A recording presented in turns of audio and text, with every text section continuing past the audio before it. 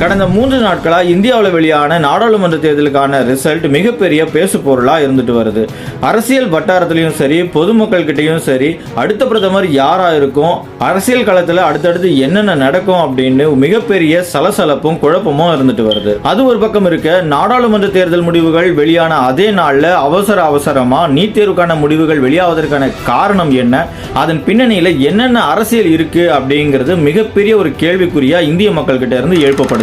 June 15க்கு மேல வெளியிடப்படுவதா அறிவிக்கப்பட்டிருந்த இந்த NEET எக்ஸாமுக்கான result 10 நாட்களுக்கு முன்னாடியே வெளியிடப்பட்டிருக்கு. அப்படி வெளியான இந்த நீட் எக்ஸாமுக்கான ரிசல்ட்ல மிகப்பெரிய குளறுபடியே நடந்திருக்கு. 2022ஆம் ஆண்டு நடத்தப்பட்ட நீட் எக்ஸாம்ல 2 பேர் மட்டுமே 720க்கு 720 மதிப்பெண்கள் எடுத்திருக்காங்க. கடந்த 2023ஆம் ஆண்டு நடத்தப்பட்ட நீட் எக்ஸாம்ல ஒருத்தர் கூட 720க்கு 720 மதிப்பெண்கள் எடுக்கல.